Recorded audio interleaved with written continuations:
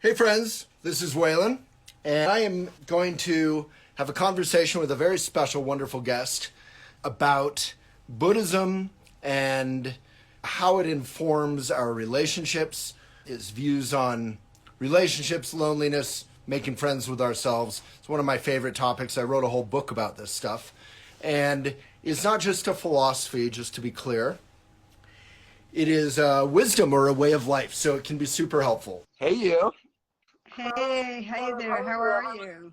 Good. So, Tara, as human beings, we all have hearts and, minds and sometimes broken hearts. And what does Buddhism say or teach us, or what can we practice through Buddhism in terms of working with our own loneliness or making friends with ourselves? Yeah, well, one of the most basic and wonderful stories about the Buddha is when his most loyal follower was asking him, he said, "Isn't it important that we have friends?" And the Buddha's response was that our spiritual friends are really the whole of the holy life. That, if all we paid attention to was cultivating authentic, real, honest, kind relationships with each other, that itself would really free and liberate our heart and mind. Oh, So it's right at the core of the teachings that we can. I love this. The thing from Tricycle it's called the Buddhist Personals, and it said, "Tall, dark, handsome Buddhist looking for himself." oh, I love that. It's so sweet. Yeah, and That's it's some really, classic Buddhist humor there. yeah, and we need to, of course, embrace our inner life, but we need to be able to embrace each other. And right now we're perhaps in my lifetime, I've never seen it like this. I don't know about you, Waylon, but more loneliness, more isolation, more feelings of conflict, mistrust. We need to really do a deep dive and reconnect with each other. We do, and yeah, I fully agree. As the founder of one of the largest mindfulness-related websites in or communities in the world, Which I even bow to. oh, I so love what you've done. I feel like it's part of reweaving the human hearts together. oh, well, that's very sweet of you. And yeah, you were a wonderful columnist for years. But it wasn't meant to be a brag. It was meant to say, like, especially the years with Trump and the pandemic, with the anti-vax stuff, we saw so much. And even right now with the whole woke kind of, some people are yelling woke and some people are just saying, hey, we want to have rights to live as ourselves. There's so much conflict. And I think social media, obviously, which we're on right now, is often gamified to create conflict. And what you're saying is that sort of resilience, as a community of people who can disagree respectfully, can come out of making friends with ourselves. It can come out of making friends with ourselves and more intentionally being in relationship with each other. Mm. And by that, I mean stretching to be vulnerable, stretching to quiet our own mind so we can listen to each other. Stretching to speak with those that we don't agree with, because it's been said so powerfully that we get stupider if all we do is surround ourselves with people that agree with us. We get smarter as we begin to have that dialogue. This is Jonathan Haidt, where we really can include each other and learn from each other, though, especially those that have different views. So, but there's a middle way here, right? The Buddha talked about the middle way, because I'm looking at running for mayor or city council here right now in Boulder. Wow. And I met with a wonderful counselor, a woman who is not going to run again because she was under such a barrage of sort of trolls and kind of toxic dialogue and hate. And so it is healthy that we don't just silo ourselves with people who already agree with us, like Elon Musk has surrounded himself with people who do that. But we also don't want to, subject ourselves to endless toxicity, right? Absolutely. I mean, there's a real healing. There's a reason we talk about having affinity sanghas or affinity groups. We need to be with people in spaces that feel safe. We are, our nervous systems right now are feeling so um, anxious. There's so much uncertainty. We need to have safe spaces, and we need to be able to stretch beyond our safe spaces. So it's a Oh, both end. I love that. That's a pull-out quote right there. We need to have safe spaces, and we need to be able to, what do you say, stretch outside of our safe space? Stretch and step outside of I them, love that. as we can. Yeah, yeah. I love that. So, yeah, what's on your mind right now? If everyone could take one thing to heart, is it around loneliness? Is it around love and relationships and community? And if so, how does Buddhism, kind of tent peg that or ground that? Well, and I'm going to speak beyond Buddhism to many contemplative and spiritual traditions say that no matter what the coverings, there is a basic goodness and preciousness and value to all beings, and not just human beings, but all beings. Right. And that rather than living in a hierarchy where that beautiful little pup of yours is an it that's lower, Yeah. all life is precious and sacred. And if we can start moving through life and look into another person's eyes and really sense the soul, the spirit, the sentience, the goodness that's looking out. That doesn't mean that we're going to look away from where that person can cause great harm. It means that our heart will be big enough to respond with wisdom. I love that.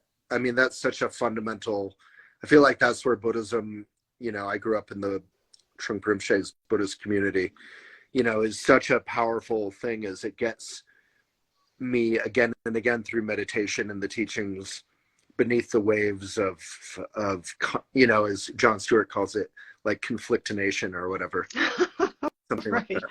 Right, but it's true. We get deluded and entranced by the waves, and we really need to remember the oceanness that we all belong, and that our path, if anything, is to remember that belonging and to help others know that they too are part of this great mystery we're in. So just because I'm vegan, I wonder if I could ask, what you said in terms of love and looking into the eyes or hearts of all sentient beings, not viewing them as lower. I think we all agree with that. And then we all agree that we want more peace in the world. Most of us agree climate crisis is a thing. I mean, half of the US and Canada have been on fire for the last month. We've had toxic smoke and wildfires here.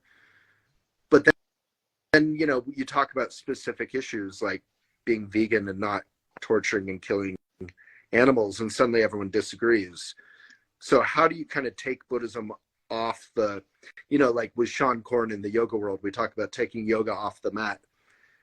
How do you talk about some of these tough issues, or how do you think about them in specific ways? Yeah, I can say specifically for myself, I'm also plant-based entirely. Like I don't eat any animal products whatsoever. I've been pretty much vegetarian since my 20s, with a few years where I wasn't. So that's a part of my personal lifestyle. And I feel like I have to respect that people in their own individual lives have got to keep on being as honest and curious and true to themselves as they can. And we each have different pathways. And I don't know what's best for everybody. There may be people that feel they need to have some animal products for their health.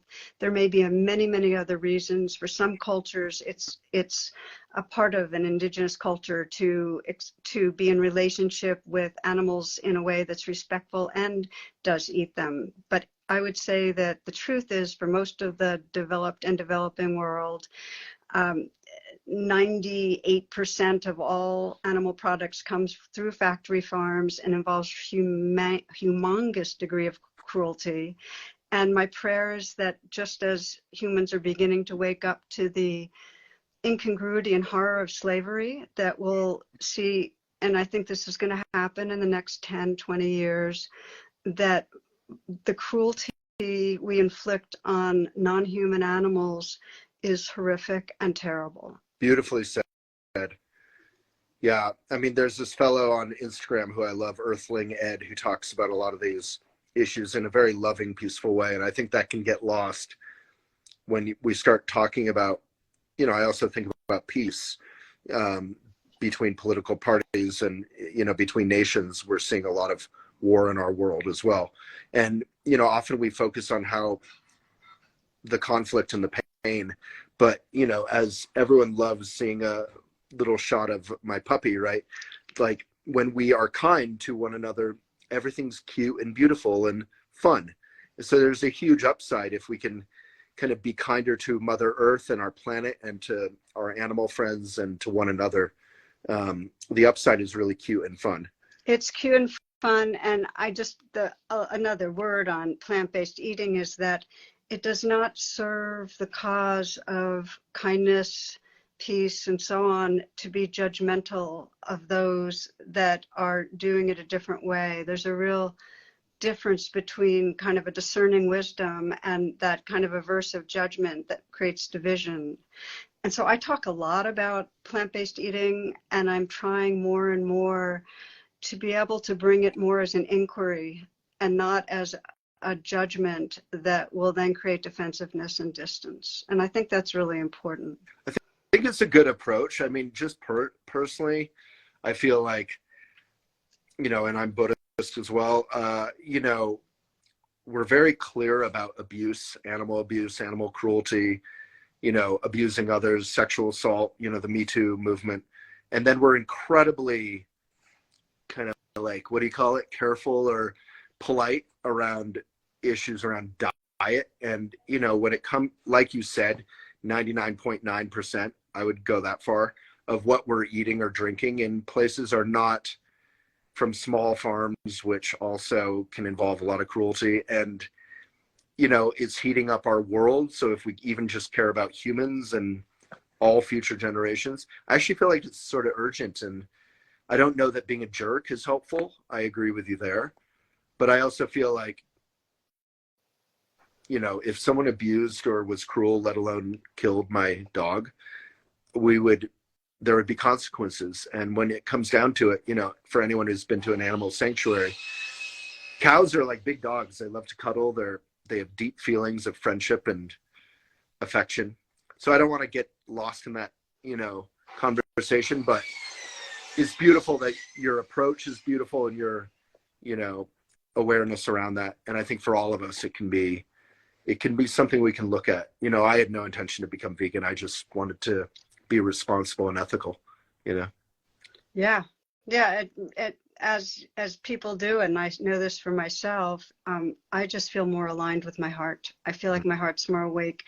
And the biggest gift is a deepened sense of belonging to everything. It's like, I can't be lonely if I know that all the animals and plants and birds and tree, everything is an expression of one awareness that I'm part of. So it deepens that sense of belonging. Pleasure to see you, dear. All right. I'll see you soon. Real soon. Yeah. Blessings. Mwah. Bye.